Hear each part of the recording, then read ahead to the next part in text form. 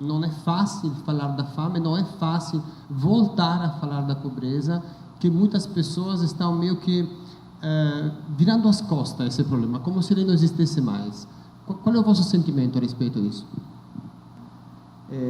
Rapidamente, para não me estender, mas algumas coisas que eu pensei, né? Quando eu fui pensar sobre a fome, o que eu poderia falar, é até difícil, porque a fome, para mim, é um estado tão natural do homem. A gente nasce com fome, mas como foi bem dito no filme, né? É uma questão, sobretudo, política, né? De distribuição, a monocultura, todo esse desvio. A primeira comarca que eu atuei aqui chama América Dourada, na região de Irecê, uma região bem carente, produtora de cenoura muito boa, pinha, mas eu não conseguia comprar uma na feira, porque era toda voltada para exportação e a população muito pobre, e eu não conseguia entender a lógica de mercado daquele local, se você tinha tanta abundância daquilo ali, mas não ficava nada no local. Eu acabei de voltar de um mestrado que trata do lixo. Eu acho que o lixo tem tudo a ver com combate à fome, né, porque envolve economia reciclada, economia circular, que é o termo que eles usam muito lá, envolve muito desperdício de alimento, e particularmente empreendedores aqui de restaurantes e tudo. Isso é uma coisa que eu queria te perguntar, se já tem algum projeto, em que ponto a prefeitura poderia induzir para coletar os grandes restaurantes locais, para que barateasse também para o empresário, para que ele pudesse dar uma destinação para esse alimento, a grande quantidade do all inclusive que a gente tem, desse tipo de estrutura hoteleira, de restaurante, que vai ter aquele desperdício ali. Como é tratado isso? Eu queria saber dos colegas. E o que a prefeitura poderia fazer, talvez por uma isenção tributária, um incentivo tributário, algo assim. E também combater essa monocultura, tentar buscar incentivar produtores locais, né, para não ter que trazer tantos alimentos, tantos insumos naturais de fora. Então, eu acho que isso já seria um primeiro passo, para a gente tentar aqui na nossa região buscar isso. E também tratar o lixo, né, porque no lixo sai muito alimento, né, e até que ponto a gente, tanto como insumo para plantar, quanto para evitar o desperdício, né, usar a casca do abacaxi, usar diversas formas que hoje a ciência já nos dá soluções para a gente tratar o lixo, né?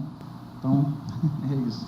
Muito obrigado. A gente, infelizmente, eu fico imaginando a quem interessa isso, né? Porque a gente está vendo de tal forma, em todos os meios de comunicação, o massacre de tudo que é público, o massacre de tudo que é positivo.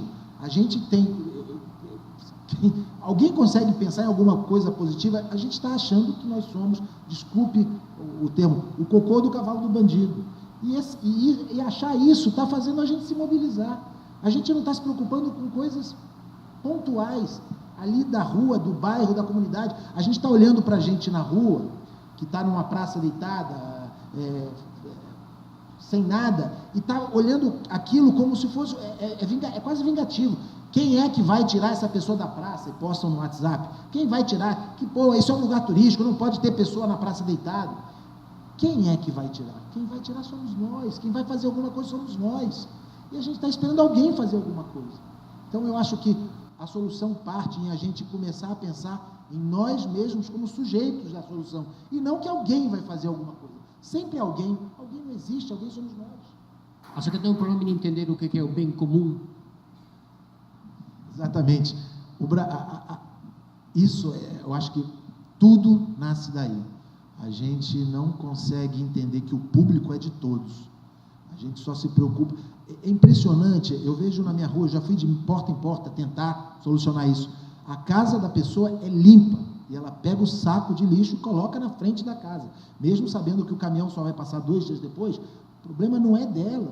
Ela bota... E depois reclama que a prefeitura não recolhe o lixo. E depois reclama... Bom, enfim...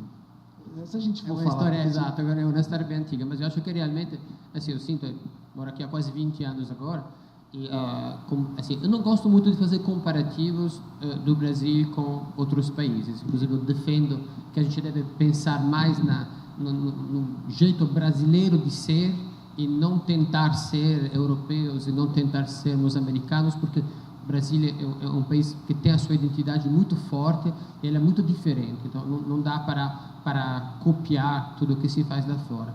Mas na questão de bens comuns, assim, os países nórdicos da Europa são muito desenvolvidos nisso, no sentido que a calçada, a responsabilidade da calçada na frente da casa é do dono da casa, ele não é da prefeitura.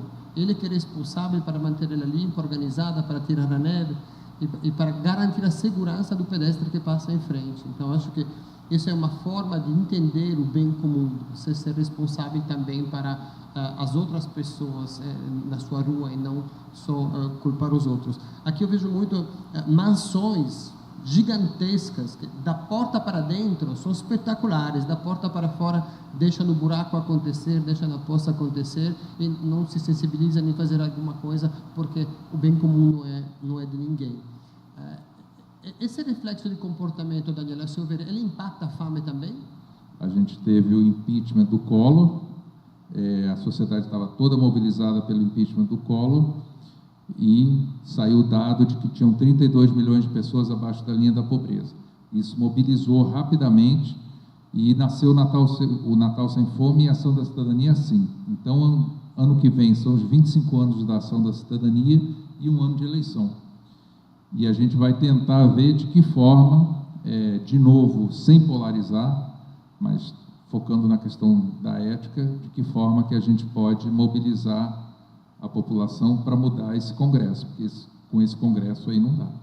Eu sempre falo que você pode botar o Papa Francisco de presidente da República, que ele não vai conseguir fazer nada com esse Congresso. Claro, não é uma pessoa que vai resolver o problema da pobreza ou da fome no Brasil, mas é uma consciência social como um todo, é voltar a trazer o debate político no meio da sociedade, e não só nas redes sociais ou de forma virtual, mas em debate mesmo, olhando um na cara do outro, que acho que é o mais importante, transmitir o sentimento também, que é o que nós estamos fazendo um pouco hoje. A questão política desse país realmente é muito grave, ou porque foram demais nos últimos anos, ou porque realmente acham que não adianta, mas a gente tem que mudar isso, e o ano de 2018 é o ano que tem eleição e é realmente um momento estratégico, assim, a gente tem que dar um jeito de botar todo mundo na rua, mostrar para todo mundo o que está acontecendo nesse país e ver se a gente consegue reverter isso. A gente tem que se preocupar, nós que temos um pouco mais de conhecimento técnico sobre algumas coisas, a gente tem que começar a se preocupar. Eu acho uma coisa esquisita a gente dizer que a culpa é de alguém, a gente culpa os políticos, a gente culpa a corrupção. Só em parênteses, também eu acho que é um marketing que está interessando alguém. Eu não sei a quem interessa falar que tudo é a corrupção. Eu sou um dos fundadores do Observatório Social de Porto Seguro. Nem tudo é corrupção. Uma parte significativa é falta de competência. A merenda que está condicionada errada, que não chega em Caraíva, que não chega na escola, porque a pessoa que está lá gerindo o estoque, gerindo o almoxarifado, não tem competência para aquilo, e a gente aceita isso fica tudo colocando na conta da corrupção, com uma diferença: a corrupção é difícil de conseguir consertar, é difícil de atacar, passa pelo jurídico, passa pelo engajamento, mas a falta de competência, não. A falta de competência a gente pode atuar, e a gente está não atuando porque tudo é corrupção. Mas voltando à história da educação, a gente precisa começar a ter, por exemplo, marketing. O que aconteceu com a fome? A fome foi um trabalho de gente competente que resolveram sentar, discutir um plano de marketing para fazer aquilo se tornar nacional e chegar onde chegou. Tudo passa por isso. Se a gente vai começar a discutir um problema da fome local, das fazendas, das pequenas propriedades daqui do município, a gente tem que convidar pessoas competentes, profissionais de marketing, profissionais formadores de opinião, sentar numa mesa e discutir com isso aqui o que dá para fazer. E aí sim atuar. Ou seja, se as pessoas que têm essa competência não o fazem e ficam só YouTube, WhatsApp, reclamando, aquele jornalista americano falou, eu gosto sempre de repetir isso, reclamar é alguma coisa muito diferente de fazer alguma coisa. Mas concordo com o que você falou. Vocês não acham que muitas vezes não são as pessoas competentes que estão com a oportunidade de falar e de fazer as coisas, e que a gente vê muitos cargos políticos ocupados por pessoas que não são competentes? Bom, sem dúvida, o que eu faço eu não me preocupar tanto com o macro e nas conversas que eu tenho pontuais, pessoais, tentar comprometer a pessoa que está sendo meu ouvinte naquele momento. Agora, para essa festa, a gente conseguiu que 37 empresas locais fizessem contribuições financeiras para viabilizar o projeto. E o que aconteceu? Eu fiz 32 visitas, e as 32 foram positivas, mas eu tive que resolver, me mexer e fazer isso. Para isso, o meu negócio ficou um pouco acéfalo, né? Eu estava fazendo isso para não fazer outra coisa, tive um pouco de prejuízo, mas tive o lucro social de me sentir bem por estar fazendo aquilo, que é o que... Gente, eu vou falar, faz muito bem. O prejuízo financeiro que foi pequeno, o meu lucro social de bem-estar, de não achar que o mundo está uma droga, já me bastou.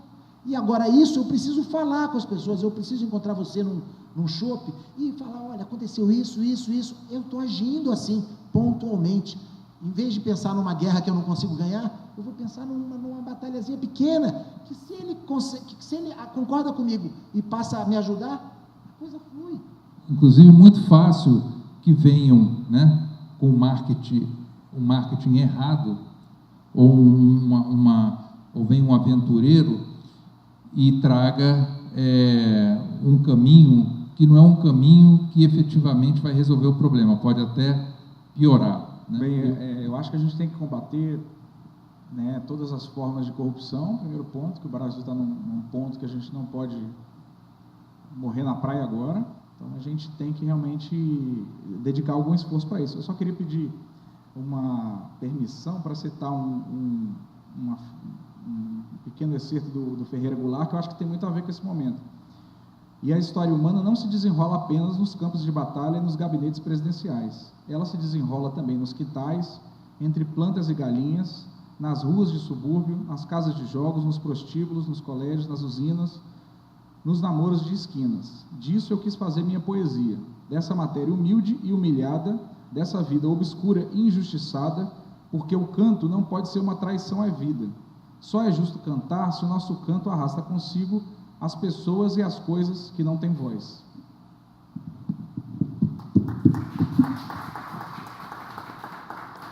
Acho que quando a gente fala de pobreza, a gente sempre pensa em alimentos, a gente pensa em sofrimento, mas a gente não fala de pobreza de educação. E acho que a falta de educação é uma forma de pobreza, é um indicador de pobreza, e é unicamente unindo essas pessoas diferentes, com visões diferentes, que a gente pode esperar ter um Brasil melhor hoje e amanhã, com os jovens que estão vindo para mudar essa realidade. Esperamos poder ser um pouco líder dessa mudança e mostrar o caminho para ele, pois acho que tudo que nós estamos fazendo talvez não seja nem para nós, é para as próximas gerações. Quem sabe se a gente vai ver essa mudança acontecer. Mas se a gente não acredita nessa mudança, ela jamais vai acontecer. Isso é fato. Daniel, Rafael, Xaxá, muito obrigado pela presença de vocês. Jacaré, parabéns pela iniciativa, pelas pessoas que vieram hoje. Eu sei que a gente está na véspera do Natal, não é tão simples reunir muita gente. Muito obrigado pela presença de todos e uma boa noite.